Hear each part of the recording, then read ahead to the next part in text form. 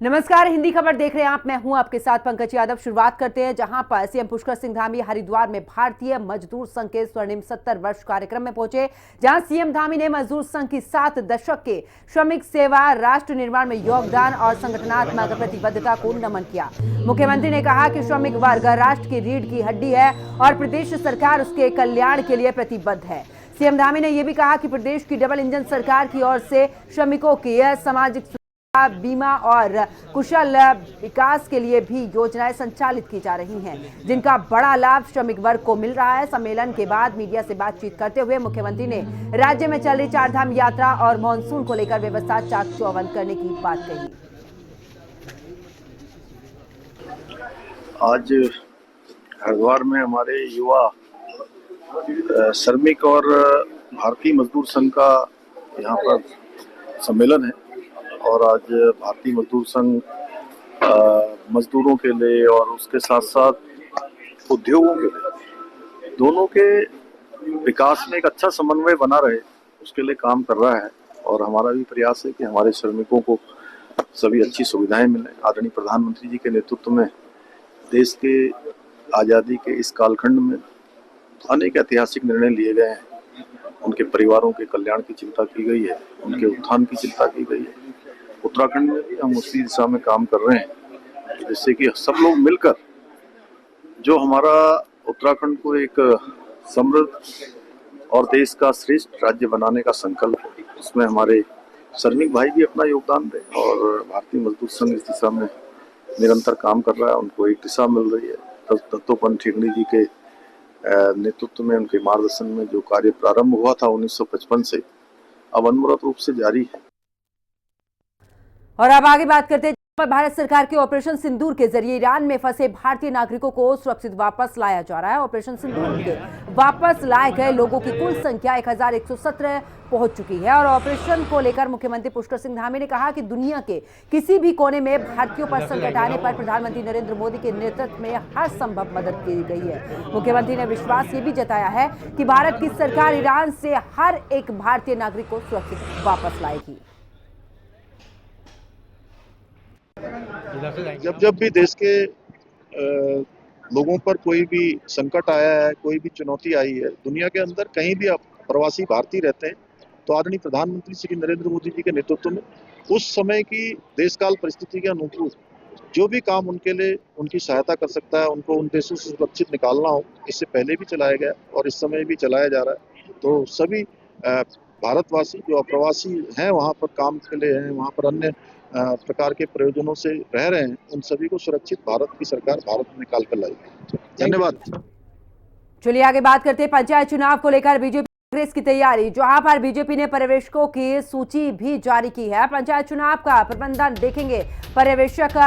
कांग्रेस भी पंचायत चुनाव की तैयारी में जुटी है। कांग्रेस नेता का चुनावी रणनीति पर मंथन। तो बड़ी खबर आपको बता रहे, जहां पर बता दें कि पंचायत चुनाव को लेकर अब आखिरकार बीजेपी ने पर्यवेक्षकों की सूची जारी कर दी है। पंचायत चुनाव का प्रबंधन देखेंगे पर्यवेक्षक, और ऐसे में कांग्रेस भी पंचायत चुनाव की तैयारी में जुट चुकी है। कुल मिलाकर अगर बात करें तो कांग्रेस नेताओं का चुनावी रणनीति पर मंथन भी इस दौरान किया जा रहा है। और ज्यादा जानकारी के लिए हमारी सहयोगी दीपिका हमारे साथ में जुड़ चुके हैं। दीपिका, अगर पंचायत चुनाव की बात करें तो बीजेपी ने पर्यवेक्षकों की सूची भी जारी कर दी है। दोनों ही पार्टियां, अगर हम कांटे की टक्कर देखें, चाहे बीजेपी और कांग्रेस में, दोनों ही पार्टियां पूरे तरीके से तैयारियों में जुट चुकी हैं।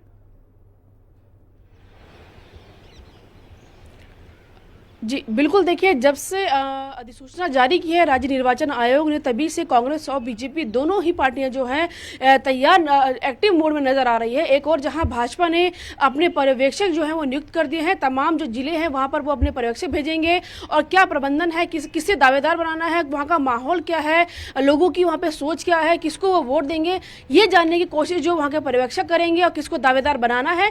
तो वहीं दूसरी ओर आज कांग्रेस भवन में एक बड़ी बैठक हुई है, जिसमें कांग्रेस के प्रदेश अध्यक्ष करण मेहरा, नेता प्रतिपक्ष यशपाल आर्य, हरक सिंह रावत, हरीश रावत समेत तमाम जो दिग्गज हैं वो वहां पर मौजूद थे। उन्होंने रणनीति बनाई है कि किस तरीके से त्रिस्तरीय पंचायत चुनाव में जो है जीत हासिल करनी है।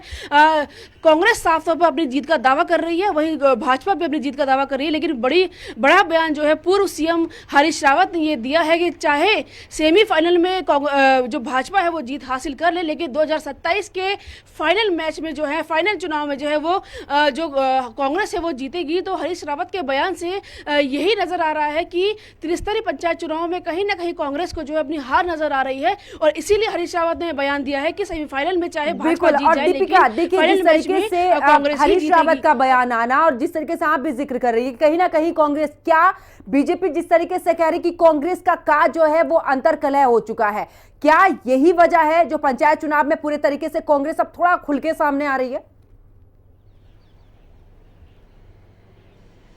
जी बिल्कुल सही कहा आपने कि भाजपा के जो प्रदेश अध्यक्ष है महेंद्र भट्ट, वो ये बयान दे चुके हैं कि कांग्रेस का जो क है वो कला है, यानी कि कांग्रेस के अंदर जो अंतर कला है वो उसको ले डूबी है, और इसीलिए प्रदेश की जनता ने कांग्रेस को नकारा है। और अब चाहे त्रिस्तरीय चुनाव हो, चाहे पंचायत चुनाव हो, या फिर हम बात करें 2027 की विधानसभा चुनाव की, साफ तौर पर भाजपा का यह कहना है कि कांग्रेस में जो कला है उसका नतीजा होगा कि जनता उनको नकारेगी और हराएगी, क्योंकि जनता को सब जानती है जो अपनों का नहीं हो सका, अपनी पार्टी का नहीं हो सका, वो जनता का क्या होगा और जनता के लिए क्या काम करेगा। तो भाजपा का सीधे तौर पर यह आरोप है, और हरीश रावत को शायद लग चुका है कि इस चुनाव में तो वो जीत हासिल नहीं करने वाले हैं, इसीलिए उन्होंने बड़ा बयान दिया है कि सेमीफाइनल में भले ही भाजपा जीत जाए, लेकिन 2027 के फाइनल में कांग्रेस जीतेगी। तो आप समझ सकते हैं कि इस पंचायत चुनाव का रिजल्ट क्या होने वाला है। दीपिका, क्योंकि देखिए जब हमने पिछले चुनाव देखे थे उस समय पर भी भरपूर फायदा इस चीज का बीजेपी ने उठाया, और बीजेपी बार बार कांग्रेस को यही कहती आ रही है कि जिस तरीके से बीजेपी पर सवाल आप उठा रहे हैं, लेकिन आपका परिवारवाद ही बिखरता जा रहा है, आपका एक मजबूत नेतृत्व जो है वो उत्तराखंड में काम नहीं कर रहा है, और यही सबसे बड़ी वजह है कि क्या इस दौरान बीजेपी इसका फायदा उठाती हुई जा रही है। जी बिल्कुल, देखिए हमने दोनों ही पार्टियों के में जो माहौल है के कार्यालय में वो देखा है, हमने भाजपा में भी बैठ के देखी है, जिसमें कई जो प्रभारी हो, चाहे वो पदाधिकारी हो, छोटा से छोटा कार्यकर्ता है, वो पहुंचता है और एक अनुशासन के तौर पर जो है बैठक में शामिल होकर अपनी बात रखता है और अपने कर्तव्य जो वो भी निभाता है। वही दूसरी ओर जब हम आज कांग्रेस की बैठक में गए तो हमने वहां पर माहौल देखा कि 1 बजे का समय था बैठक का, पंचायत चुनाव को लेकर बैठक होनी थी, लेकिन जो हरीश रावत हैं, यशपाल आर्य हैं, वो फोन करने के बावजूद काफी लेट देरी से पहुंचे, 2 से 2:30 बजे के बीच वो पहुंचे, जबकि बैठक का जो समय था वो 1 बजे था। और यशपाल आर्य जो कि नेता प्रतिपक्ष हैं, कांग्रेस में अहम जिम्मेदारी निभा रहे हैं, वो सबसे लेट पहुंचते हैं और उनको फोन करके प्रदेश अध्यक्ष कहते हैं कि आप कहां हैं। तो आप समझ सकते हैं कि कांग्रेस के में क्या चल रहा है और वो इस चुनाव को कितनी गंभीरता से ले रहे हैं और उनके लिए जीत के क्या मायने हैं, और इसी चीज का फायदा आज तक भाजपा उठाते आई है, चाहे लोकसभा चुनाव हो, चाहे विधानसभा चुनाव हो। बहुत बहुत शुक्रिया भंडारी हमारे साथ जुड़ने के लिए, तमाम जानकारी साझा करने के लिए। खबरों में आगे बात करते हैं, उत्तराखंड में त्रिस्तरीय पंचायत चुनाव की अधिसूचना जारी कर दी गई है, जिसके चलते प्रदेश में आचार संहिता लागू हो गई है। वहीं बीजेपी ने त्रिस्तरीय पंचायत चुनाव के लिए विधानसभावार यानी पर्यवेक्षकों की सूची भी जारी कर दी है। ये सभी पर्यवेक्षक जिला पंचायत सदस्य पद के समर्थित प्रत्याशियों के नामों का पैनल बनाएंगे और वहां पर चुनाव प्रबंधन की जिम्मेदारी भी संभालेंगे। बीजेपी प्रदेश अध्यक्ष महेंद्र भट्ट ने निर्देश कर इस दौरान पंचायत चुनावों की अहम जिम्मेदारी वरिष्ठ कार्यकर्ताओं को सौंपी है। आज हमारे सभी विधायकगण, हमारे जो चुनाव की दृष्टि में प्रेक्षक बनाए वो, इसके अलावा जिला अध्यक्ष, जिला प्रभारी का वर्चुअल मीटिंग थी। हमने कहा कि कल से ही, आज कल हमने घोषित कर दिए थे पर्यवेक्षक वो क्षेत्रों में जाएंगे, जिला पंचायत वार्ड में जाएंगे, हर जिला पंचायत वार्ड में जाकर प्रत्याशियों के पैनल को प्रदेश टोली के लिए भेजेंगे और पैनल बनाते इसमें प्रत्याशी की जीत की संभावनाएं, उसका प्रभाव और कार्यकर्ताओं से सामंजस्य, ये महत्वपूर्ण रहने वाला है। चलिए आगे बात करते हैं, जहां पर कांग्रेस प्रदेश मुख्यालय में वरिष्ठ कांग्रेस नेताओं की महत्वपूर्ण बैठक हुई। इस बैठक में आगामी पंचायत चुनाव को लेकर मंथन किया गया। बैठक में कांग्रेस प्रदेश अध्यक्ष करण माहरा, नेता प्रतिपक्ष यशपाल आर्य और साथ ही पूर्व सीएम हरीश रावत सहित वरिष्ठ कांग्रेस नेता मौजूद रहे। बैठक में शामिल हुए पूर्व मुख्यमंत्री हरीश रावत ने पंचायत चुनाव 2 चरणों में कराए जाने को लेकर सरकार को घेरा। हरीश रावत ने आरक्षण के रोस्टर को लेकर भी सरकार को घेरा है। उत्सुकता से प्रतीक्षा कर रहे थे, मगर जिस प्रकार से इन्होंने आरक्षण के रोस्टर को गड़बड़ाया है, उसको शून्य घोषित करके नए सिरे से बनाने की बात कही है, उससे कई क्षेत्र इस जो रोस्टर का लाभ है उससे वंचित रह जाएंगे और SC ST के हितों पर भी चोट है, ये दूसरे वर्गों के हितों पर भी चोट है।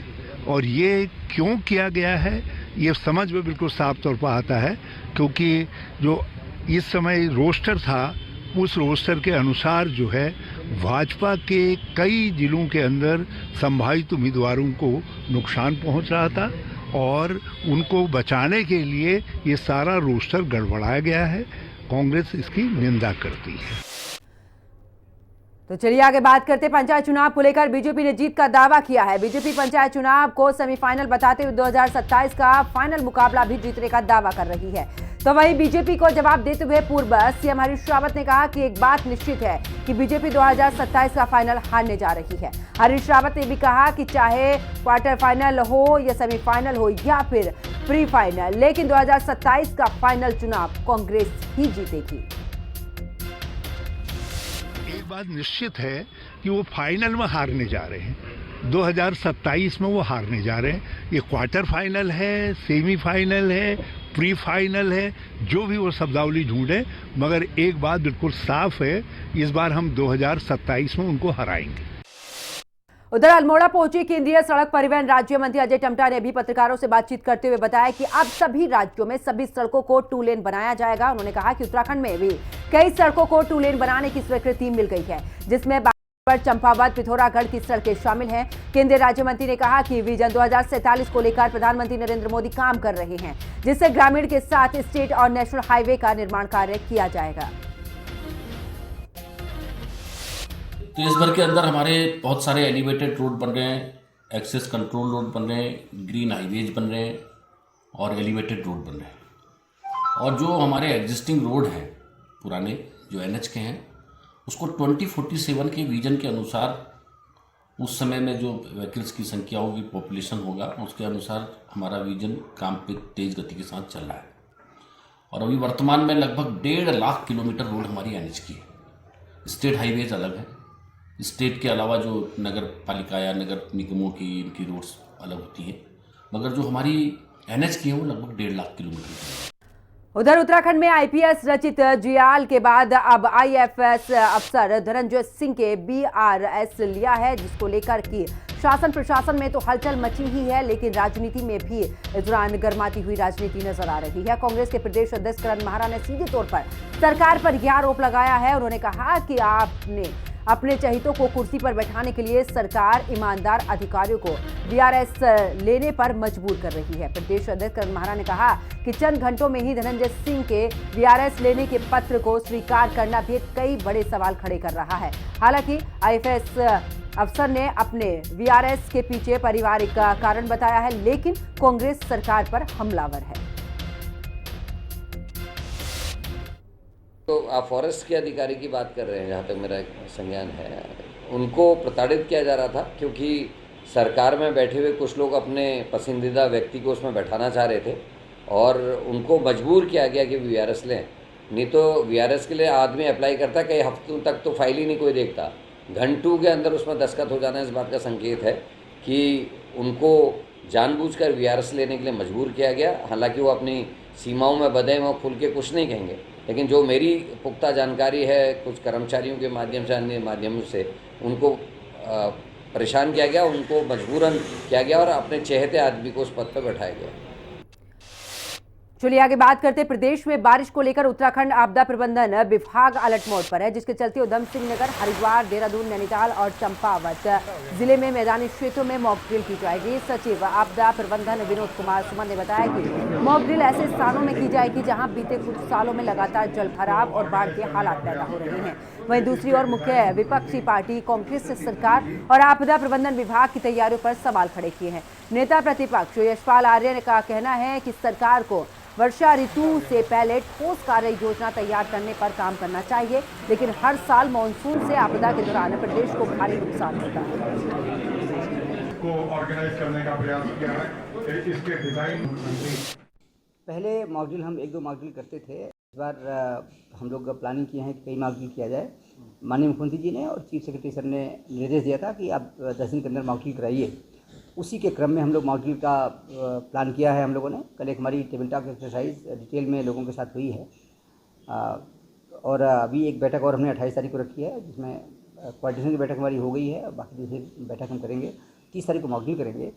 हमारा प्रयास होगा कि एक्चुअल में जब आपदा आती है तो जिस तरह से हम आपदा से निपटते हैं उसकी क्या तैयारी है, कहाँ पे हमारी कमियां हैं, उसको देखते हुए आगे आने वाली आपदा को हम कैसे फेस कर सकते हैं, कैसे लोगों का जीवन बचा सकते हैं, कैसे हम अपना बेहतर रिजल्ट दिखा सकते हैं ताकि लोगों को नुकसान कम से कम हो या नो नुकसान हो, उस दिशा में काम करेंगे।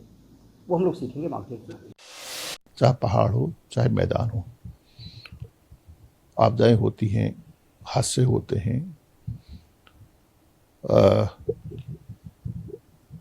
सड़कें अवरुद्ध हो जाती हैं, बिजली की लाइनें ध्वस्त हो जाती हैं, अस्त व्यस्त हो जाती हैं, आवाजाही रुक जाती है और लोग बेघर हो जाते हैं।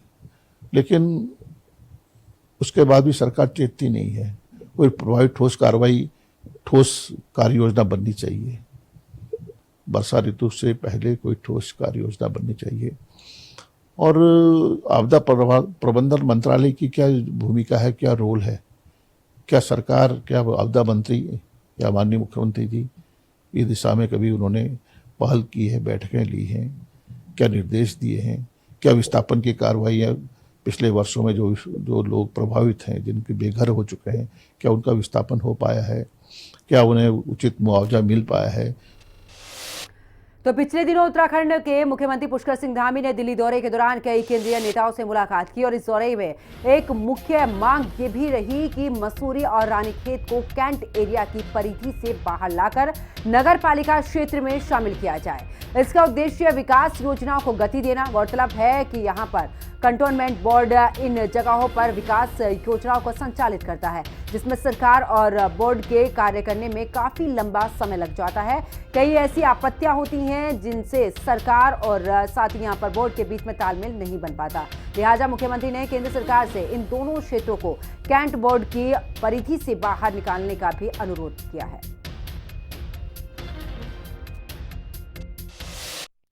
प्रदेश के यशस्वी मुख्यमंत्री आदरणीय पुष्कर सिंह धामी जी प्रदेश के विकास के लिए लगातार प्रयत्नशील हैं। 2 दिन पहले जो उनका दिल्ली में दौरा था उसमें वो रक्षा मंत्री आदरणीय राजनाथ सिंह जी से मिले। उन्होंने हमारे 2 शहर मसूरी और रानीखेत के कैंट एरिया को नगर पालिका में मिलाने की मांग की।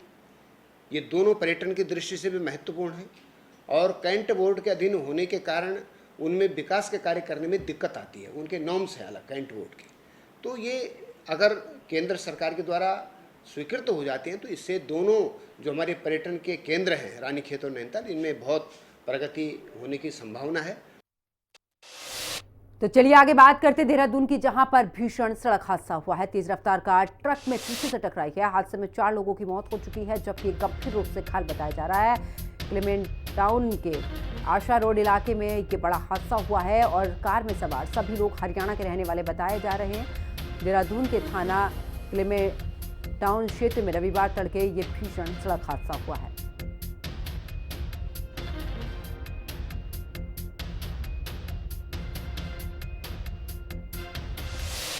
चलिए आगे बात करते हैं मसूरी की, जहां पर शराब की दुकान पर ओवर रेटिंग को लेकर स्थानीय लोगों में जमकर बवाल काटा है। देखते ही देखते विवाद मारपीट में बदल गया। इस दौरान कुछ लोग घायल भी हुए हैं। बताया भी जा रहा है कि मसूरी घंटाघर स्थित बियर की दुकान पर कुछ युवक बियर लेने गए और जिस पर सेल्समैन द्वारा ओवर रेट मांगा जा रहा था, जिसका युवकों द्वारा विरोध किया गया और इसी बात को लेकर दुकानदार और युवकों के बीच में विवाद हो गया। दोनों युवकों के सिर पर गंभीर चोटें आई हैं। मेरे साथी है कोचिंग के नींबू थापा, हम वो घर जा रहे थे तो उन्होंने कुछ सामान लेना था यहाँ से बियर वगैरह, तो वो यहाँ पे ठेके पे आए बियर लेने। मैं तो घर चले गया था, यहीं से नीचे से गया मैं किंग रेट होते हुए, तो वो रविंद्र रावत यहाँ पे दारू वो बियर ले रहे थे, तो उन्होंने ओवर रेट बोला कुछ, तो उन्होंने बहस कर दी कि ओवर रेट किस बात का, हम भी लोकल हैं, ओवर रेट किस बात का है। तो उन्होंने बहसबाजी में सीधा बोतल निकालना शुरू कर दिया। अब बोतल मारी नींबू के सर पे, उस बेचारे के 24 टाँके आ रखे हैं, कम से कम 24 टाँके सर आप लगा लो कि एक लड़का है हमारे साथ नवीन, वो गया छुड़ाने, उसके लिए चाकू लेके आ गया वो बाहर। अब मैं यहाँ कम से कम 20 मिनट बाद आया हूँ। मैं घर से आया तुरंत 20 मिनट बाद लड़ाई सुन के, उसका खून ही खून हो रखा था। तो मैं जैसे ही अंदर गया छुड़ाने के लिए, तो उसने मेरे सर पे ही पहली बोतल मारी, बियर की बोतल, फिर मैंने भी मारा उसको। ऐसा नहीं मैंने भी मारा, उसने ही मारा। और जो हमारे पुलिसकर्मी थे बेचारे बाहर, वो एक तो छुड़ा रहे थे, एक दूसरा वीडियो बना रहे थे। गलती इनकी है, हम प्यार से बात करना चाह रहे हैं। और पुलिस, मेन बात है यहाँ पे प्रशासन की। पुलिस वाले क्या वीडियो बना रहे हैं, इन्होंने पहले रोकनी चाहिए थी लड़ाई। इन्होंने पहले स्टार्टिंग में क्या किया कि जो ये ठेके वाले इनका साथ दिया गया है, अगर स्टार्टिंग में बात होती तो यहाँ पे 2 लड़के आए हैं जो लोकल रेट, मतलब इन्होंने नॉर्मल अपना सामान लेना था, उसके बाद इन्होंने क्या क्या हमला कर दिया है। अब यहाँ पर अगर एकांत इलाका होता है, ये तो किसी का मर्डर कर देते। तो वहीं बरसात शुरू होते ही देहरादून के कई इलाकों में जलभराव की समस्या से लोगों को परेशानी का सामना करना पड़ता है। काफी पैसे खर्च करने के बाद भी जलभराव की समस्या का समाधान नहीं हो पाया। जलभराव की समस्या पर बीजेपी विधायक विनोद चमोरी ने कहा कि इसका सबसे बड़ा कारण अनियंत्रित विकास है और विभाग अपनी जिम्मेदारियां बखूबी नहीं निभा रहा है। अवैध निर्माण का काम भी धड़ल्ले से जारी है, लेकिन अब सरकार ड्रेनेज सिस्टम को लेकर एक बड़ा प्लान बना रही है। लगभग 10,000 करोड़ रुपए के मास्टर प्लान से देहरादून में जलभराव की समस्या का समाधान होगा। नियोजित विकास यहाँ पर हुआ है, अनियंत्रित विकास हुआ है और बढ़ती हुई जो आबादी है वो एक बड़ा एक चुनौती बनी है हमारे लिए। और उसके कारण आज आप देख रहे हैं कि तमाम जगह सरकार प्रयास कर रही है कि हम ड्रेनेज सिस्टम ठीक करें, हम सीवरेज सिस्टम ठीक करें, हम पीने के पानी का सिस्टम ठीक करें, हम सड़कें ठीक करें। लेकिन उसके बावजूद ये सब प्रयास आधे अधूरे हो रहे हैं, अब कम पड़ रहे हैं। तो इसके लिए आवश्यक है कि एक बड़ी योजना आए और कम से कम जो डिपार्टमेंट जिसकी जो जिम्मेदारी है, अब जैसे MDDA है, अब तमाम कॉलोनाइजेशन पूरे क्षेत्र में हो रहा है। अब उस कॉलोनाइजेशन पे कौन अंकुश लगाएगा जो कि वहाँ पर बिना सैंक्शन के हो रहा है, जिसमें ना ड्रेनेज का सिस्टम है, ना पार्क है, ना पार्किंग है। और उसके बाद तमाम जगह प्लॉटिंग हो रही है, लोग प्लॉट खरीद लेते हैं और वो बेचारे बाद में फंस भी जाते हैं, तमाम बरसातों में दिक्कतें रहती है। तो कम से कम ये जो नियोजन का काम है, जिन डिपार्टमेंट के पास इसका काम है, वो अपनी। चलिए आगे बात करते हैं, जहां पर उत्तराखंड में PM सूर्य घर योजना के तहत सोलर प्लांट लगवाने वालों को झटका लगने जा रहा है। UPCL को बेची जाने वाली उनकी बिजली की दर में 50% से अधिक की कटौती होने जा रही है। विद्युत नियामक आयोग ने 4 रुपये 30 पैसे प्रति यूनिट की बजाय 2 रुपये प्रति यूनिट की दर से बिजली खरीदने का प्रस्ताव तैयार किया है। कांग्रेस ने सोलर प्लांट लगवाने वालों के साथ इसे धोखा बताया है। वहीं बीजेपी का कहना है कि आयोग ने अभी प्रस्ताव तैयार किया है, इसे लागू नहीं किया गया। रिपोर्ट देखिए। उत्तराखंड में सोलर प्लांट वालों को लगेगा झटका, आधे दाम पर बिकेगी बिजली, कांग्रेस बोली धोखा। UPCL 2 रुपए प्रति यूनिट की दर से खरीदेगा बिजली। करण माहरा बोले, कहती कुछ करती कुछ है बीजेपी। उत्तराखंड में PM सूर्य घर योजना के तहत सोलर प्लांट लगवाने वालों को जोर का झटका लगने जा रहा है। योजना के तहत लगवाए गए सोलर प्लांट से UPCL को बेचे जाने वाली उनकी बिजली की दरों में 50% से अधिक की कटौती होने जा रही है। अभी इन सोलर प्लांट से पैदा होने वाली बिजली को UPCL 4.5 रुपए प्रति यूनिट की दर से खरीदता है, लेकिन नियामक आयोग ने ड्राफ्ट जारी किया है जिसमें खरीदी जाने वाली बिजली की दरें 2 रुपए प्रति यूनिट करने का प्रस्ताव है। PM सूर्य घर योजना के तहत सोलर प्लांट लगवाने वालों से UPCL खरीदता है बिजली। UPCL दिन में 4.5 रुपए प्रति यूनिट की दर से बिजली खरीदता है। उस वक्त बाजार में 80 पैसे से 2.5 रुपए प्रति यूनिट की दर से बिजली उपलब्ध होती है। इसके बदले उपभोक्ता रात को UPCL की महंगी बिजली का इस्तेमाल करते हैं। रात में UPCL 10 रुपए प्रति यूनिट की दर से बिजली खरीदता है। UPCL के इस नुकसान का बोझ अन्य उपभोक्ताओं पर पड़ता है। घाटे को देखते हुए UPCL के लिए 2 रुपए प्रति यूनिट की दर से बिजली खरीद का प्रस्ताव। नियामक आयोग के अध्ययन में ये जानकारी भी सामने आई है कि अन्य राज्यों में PM सूर्य घर योजना के तहत सोलर प्लांट लगवाने वालों से उत्तराखंड की तुलना में काफी कम दर पर बिजली खरीदी जा रही है। यूपी में 2 रुपए प्रति यूनिट, गुजरात में 2.76 रुपए प्रति यूनिट और महाराष्ट्र में 2.82 रुपए प्रति यूनिट की दर से बिजली खरीदी जा रही है, जिस पर आयोग ने तय किया है कि उत्तराखंड में भी 2 रुपए प्रति यूनिट की दर से बिजली खरीदी जाएगी। कांग्रेस ने योजना के तहत सोलर प्लांट लगवाने वालों के साथ इसे धोखा बताया है। कांग्रेस का कहना है कि पहले लुभावने दरों पर बिजली खरीदकर लोगों को प्लांट लगाने को प्रोत्साहित किया गया, जिसमें लोगों ने अपनी ओर से भी पैसे लगाए और अब दरों में आधे से भी ज्यादा कटौती की तैयारी है। और इस बुलेटिन में फिलहाल इतना ही। आप देखते रहिए हिंदी खबर। नमस्कार।